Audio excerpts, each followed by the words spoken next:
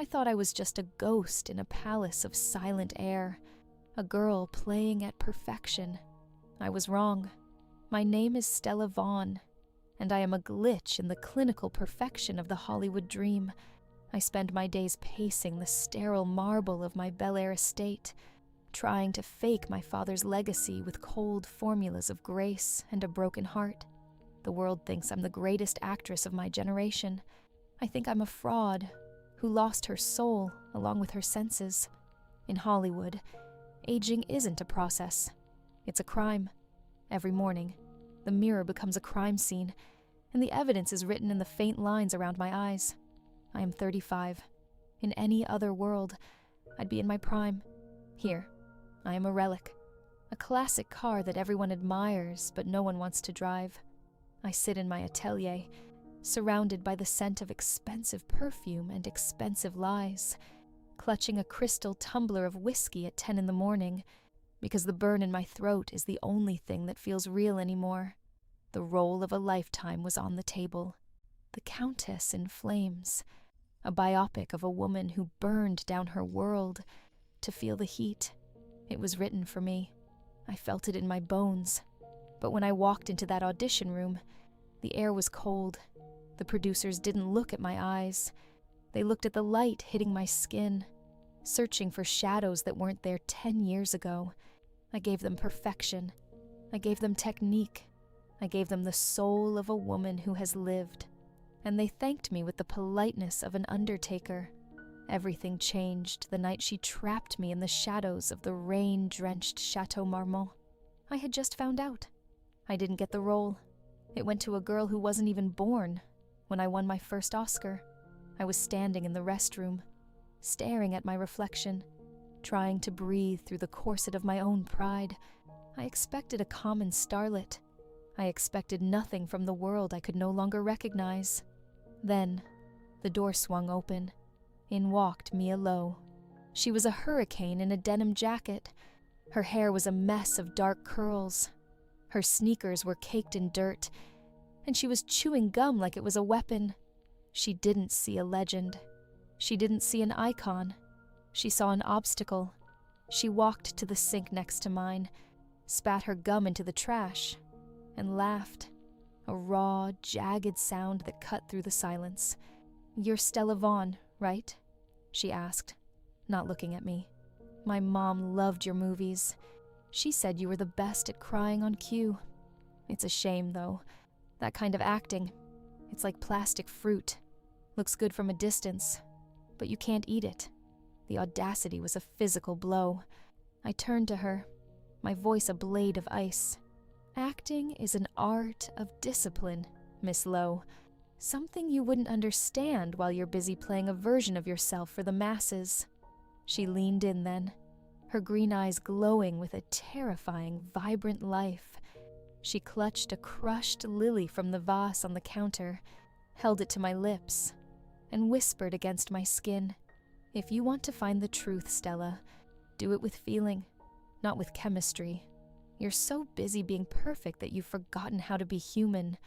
I stood there, paralyzed, as she walked out, leaving the scent of damp earth and rebellion in her wake.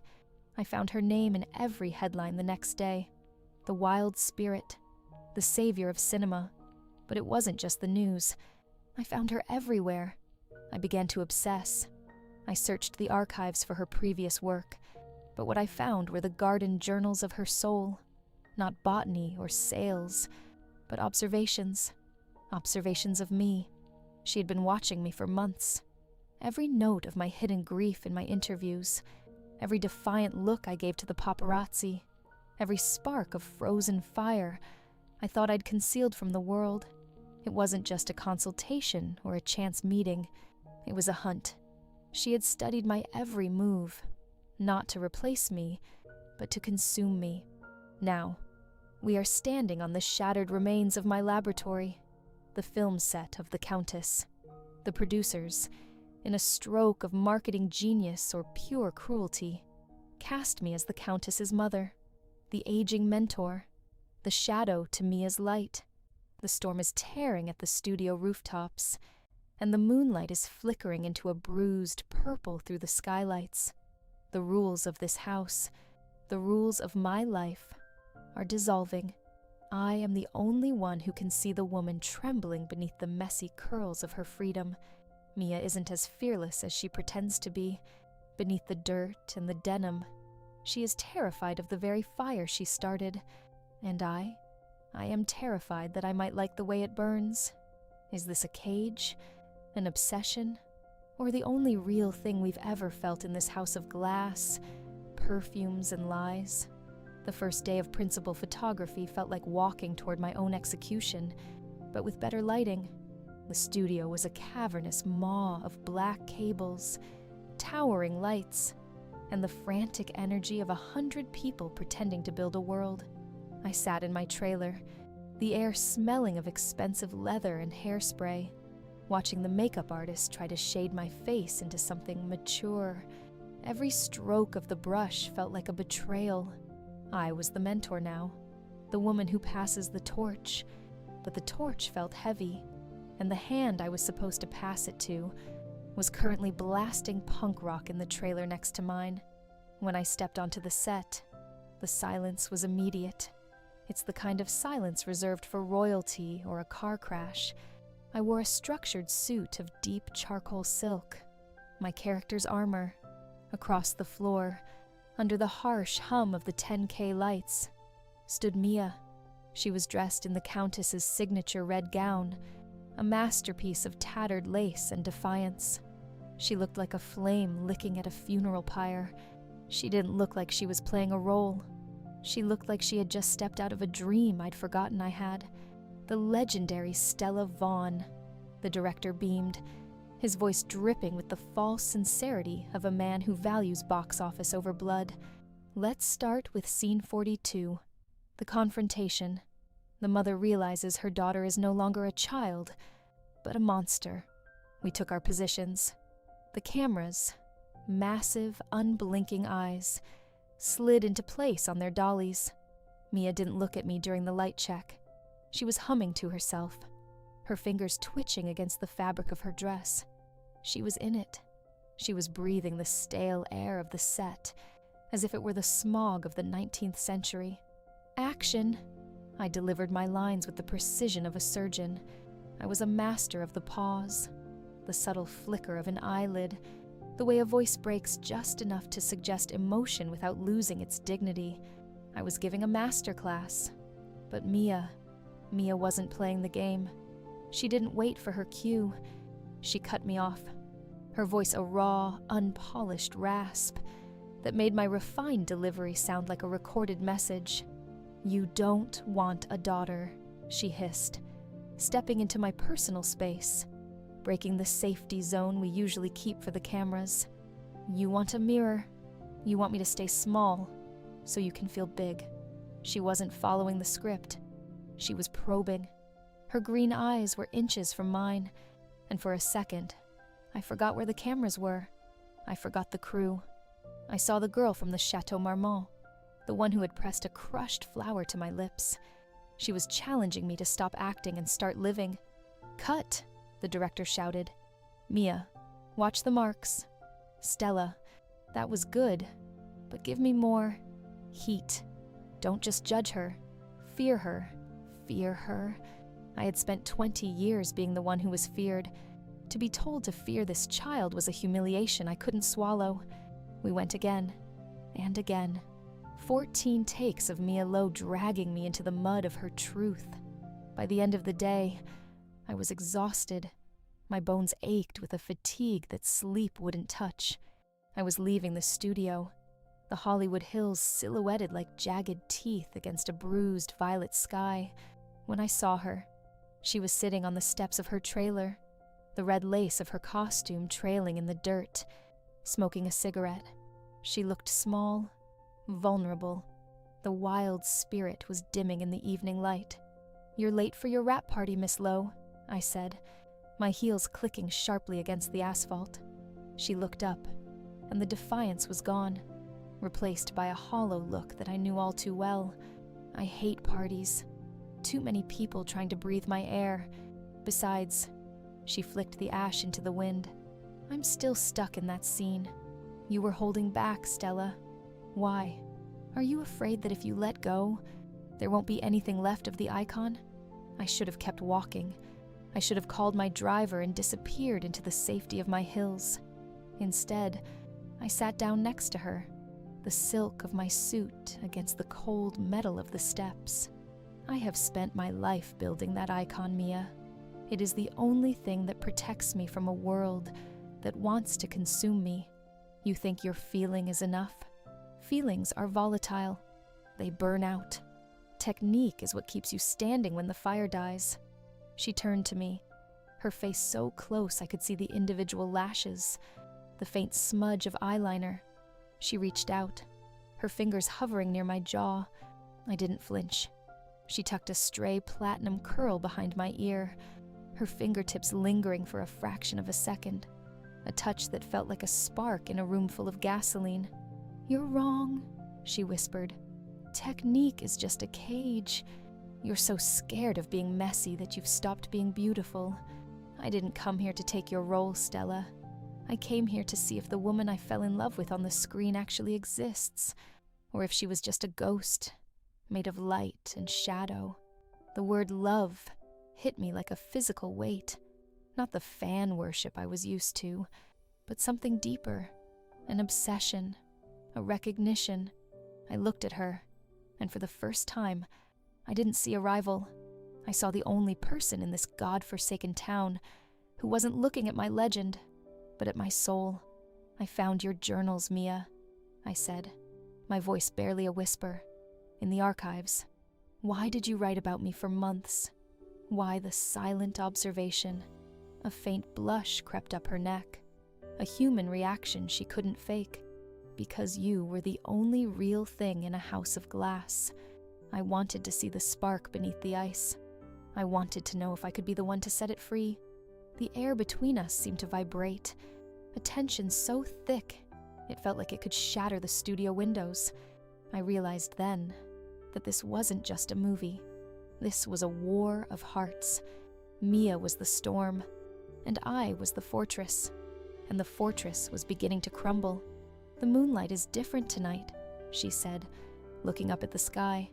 It looks like bruised silk, like you. She stood up then, the moment breaking like glass underfoot. She pointed toward the dark silhouette of the soundstage. Tomorrow, we film the ballroom scene, the dance of the shadows. Don't bring the icon, Stella. Bring the woman. I'll be waiting. She disappeared into her trailer, the door clicking shut with a finality that left me alone in the dark. I stood up, smoothing my suit, my heart hammering against my ribs. I looked at my hand, the one she hadn't touched, and realized it was shaking. This wasn't a cage. It was an awakening, and I was terrifyingly, beautifully awake. The ballroom of Soundstage 4 was a masterpiece of decadent decay. Crystal chandeliers hung low, draped in artificial cobwebs, and the floor was polished to a mirror finish, reflecting the flickering light of 1,000 prop candles. This was the centerpiece of The Countess, the night of the great betrayal. In the script, my character, the mother, must dance with the daughter, whispering the secrets that will eventually lead to their mutual destruction. I arrived on set feeling as though I had skin made of glass. Every nerve was exposed. Mia's words from the night before were a haunting loop in my mind. I came here to see if the woman I fell in love with actually exists. I looked at myself in the full-length mirror of the vanity.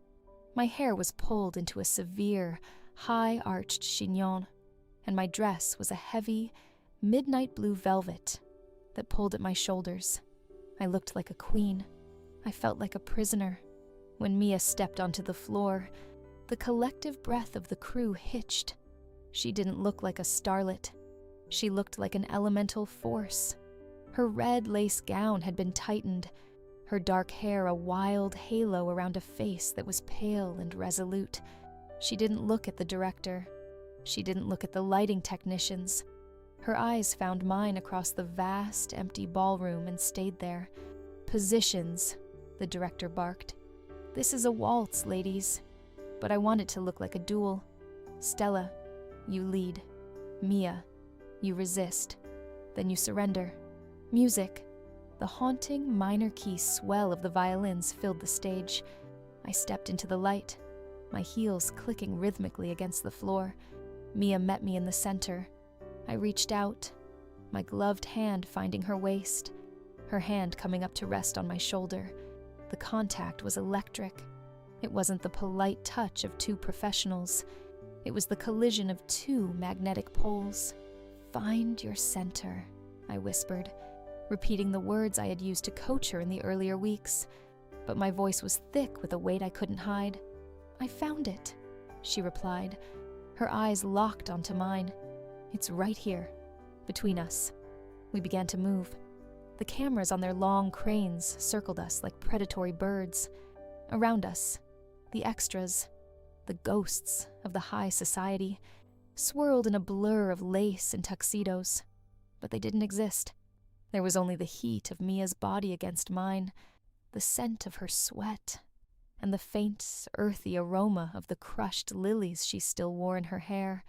I led her through the turns, my technique flawless, my frame rigid, but Mia began to pull. She wasn't following the choreography. She was dragging me into her rhythm, a slow, sensual rebellion that forced me to lean into her. I felt the icon slipping. I felt the years of discipline melting away under the intense green fire of her gaze. You're doing it again, she whispered as we spun into the shadows at the edge of the frame. You're acting. Stop being the Countess's mother. Be Stella. Be the woman who hates this dress. Be the woman who wants to scream. Shut up, Mia, I hissed, but my grip on her waist tightened, pulling her flush against me. My heart was a drum, beating a rhythm that the violins couldn't match. The music reached its crescendo. In the script, I was supposed to push her away in a fit of rage, but as the final note shivered through the air, I didn't push. I pulled. Our faces were inches apart, the heat radiating between us so intense. It felt like it could melt the film in the cameras. For a heartbeat, the world stopped. The crew, the lights, the career, it all vanished. I saw the girl who had watched me from the archives. I saw the woman who had seen through my mask. Cut. My God, cut, the director yelled, jumping up from his chair. That wasn't the script, but it was magnificent. The tension, the raw, unadulterated hunger. Keep it. We're moving to the close-ups. We broke apart, but the connection didn't sever. My hands were shaking so violently I had to hide them in the folds of my velvet skirt. Mia was breathless, her chest heaving, her eyes never leaving mine. She knew. She had won. She had cracked the ice, and the water was rushing in, but the triumph was short-lived. As I walked back to my trailer to escape the suffocating heat of the set, my agent was waiting for me. He wasn't smiling. He held up a tablet, his face a mask of professional panic. The screen was filled with grainy, long-lens photographs. It was us, outside the trailers the night before. The moment she had tucked my hair behind my ear. The moment of quiet, devastating intimacy. The headlines screamed in neon yellow text, "Econ or Obsession. Stella Vaughn's dishonorable mentorship of starlet Mia Lo." "The studio is in a frenzy, Stella," he said, his voice a frantic staccato. "They're calling it predatory. They're saying you're sabotaging her career with your distractions. Her team is already preparing a statement to distance her from you. They want to paint you as the villain, the aging diva trying to cling to youth by consuming the new girl." The words felt like a physical assault. The house of glass was shattering, and the shards were cutting deep. I looked at the photos, at the tenderness I thought was private, now turned into something sordid and transactional by the world's hungry eyes. "And Mia?" I asked, my voice sounding like it was coming from a great distance. "What does she say?" "She doesn't say anything yet. Her people have her on lockdown. But Stella, you have to fix this. You have to deny it. You have to tell them it was a method acting exercise. If you don't, this isn't just your last take. It's your last breath in this industry. I sat down at my vanity, staring at the woman in the mirror. She looked like a stranger. The platinum hair, the deep blue velvet. It was all a lie. I thought of the journals in the archives. I thought of the way Mia looked at me in the ballroom. Was it an obsession? Or was it the only real thing in a world built on artifice? A knock came at the door.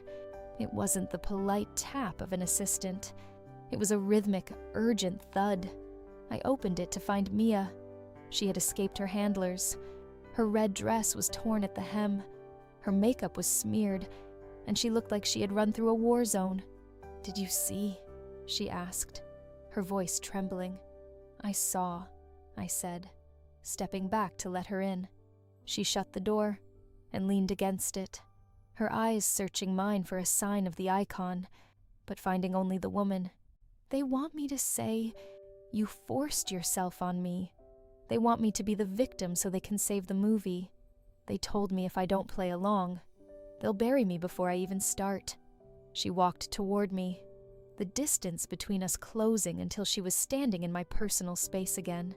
But this time, there were no cameras, no director, just the bruised purple light of the Hollywood evening filtering through the small trailer window. "They're right about one thing," I said, my voice cracking. "I am a distraction. I am the shadow that will drown your light, Mia. You have everything ahead of you. Don't throw it away for a ghost." She reached out then, not with the calculated provocation of an actress, but with the raw desperation of a lover.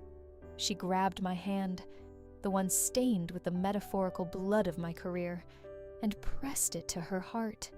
"I don't care about the light," she whispered.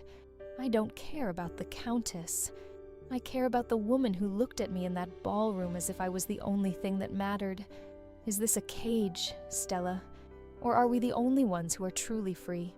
Outside, the storm finally broke.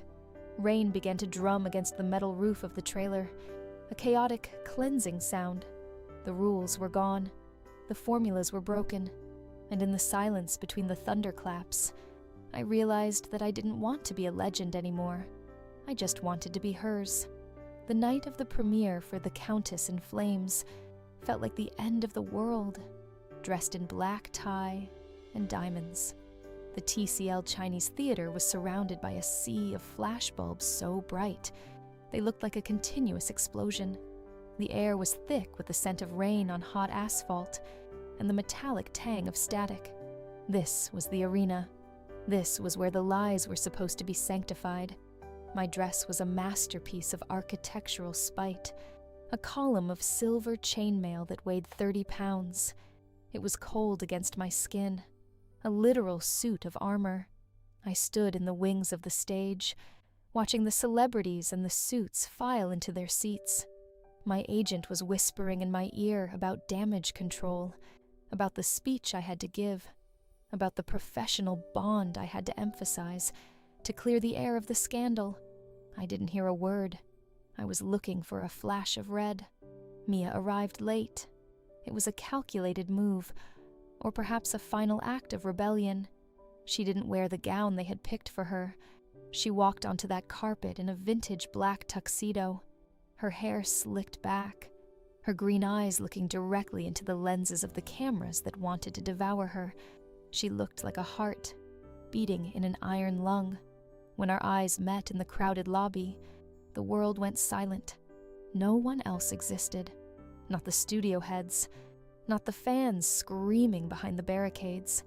There was just the woman who had studied my grief, and the woman who had finally allowed herself to feel it. "Tonight, Stella," she whispered, as we were ushered toward the stage for the introduction. No more scripts. The lights dimmed. The film began to roll. Sitting there in the dark, watching our giant avatars on the screen, I realized the director had been right. The tension between us wasn't just acting, it was a haunting. Every touch on screen was a bruise. Every look was a confession. We weren't playing characters. We were documenting our own collapse. I saw the ballroom scene, the way I had pulled her in instead of pushing her away. On the massive screen, it looked like a revolution. When the credits rolled, the silence in the theater was heavy, almost suffocating. Then, the applause started.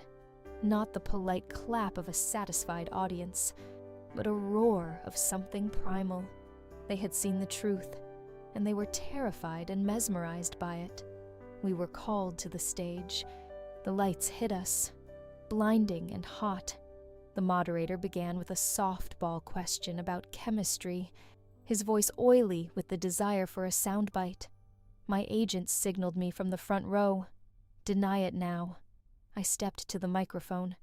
The silver chains of my dress hummed. I looked at the crowd, the thousands of faces waiting for me to play the icon one last time. Then I looked at Mia. She was standing at the edge of the light, her hands in her pockets, waiting for me to choose.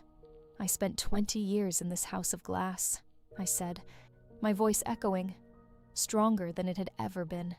I thought perfection was the only way to survive. I thought that if I showed a single crack, I would shatter. I was a ghost in a palace of silent air.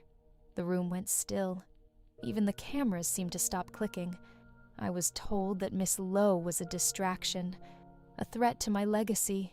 But the truth is, she is the only person who ever bothered to see who was standing behind the legacy. She didn't come to replace me. She came to wake me up. And if that is a scandal, if that is predatory, then perhaps this industry is even more hollow than I feared. I turned away from the audience and walked toward her. I didn't care about the contracts. I didn't care about the Oscars. I reached out and took her hand, not for the cameras, not for a scene, but for myself. "Is this the last take?" Mia whispered, her eyes shimmering with a mix of fear and absolute triumph. "No," I replied, my fingers interlocking with hers. "This is the first one that matters." We walked off that stage together, through the back exit, past the security guards and the frantic publicists. We stepped out into the Hollywood night. The rain had stopped, and the hills were glowing under a moon that finally looked like bruised purple silk. The scent of damp earth was everywhere, the scent of her, the scent of the world outside the glass. We got into my car, but I didn't head for the estate. I headed for the coast, toward the ocean that didn't know anything about movies or icons. "They'll destroy us for this, you know," Mia said, leaning her head against the window, watching the neon signs of the city fade into the dark. "Tomorrow, the headlines will be even worse. They'll say I'm a fraud, and you're a tragedy. Let them," I said, my hand still resting on her knee. "I've spent my life being a legend. I'd much rather be a tragedy with you than a ghost without you." We stopped at a cliff overlooking the Pacific. The water was a vast, churning blackness, reflecting the stars. We stood at the edge, the wind tearing at my silver dress and her tuxedo. For the first time in 35 years, I could smell the salt. I could feel the cold. I could feel the weight of another person's heart against my own. Mia turned to me, her messy curls catching the moonlight. "So, what now, Stella? No script, no director, just us." I looked at her, at the woman who had shattered my world and given me back my soul. "Now," I said, "we find out if we're brave enough to be real." She leaned in, and this time, there was no camera to capture the moment. There were no lights to make it perfect. There was only the sound of the waves and the heat of our breath in the cold night air. When our lips met, it wasn't a movie kiss. It was messy. It was desperate. It was the only real thing I had ever felt in this house of lies. The perfumes of the palace were gone. The formulas were broken. We were just two women standing on the edge of the world, finally, terrifyingly free.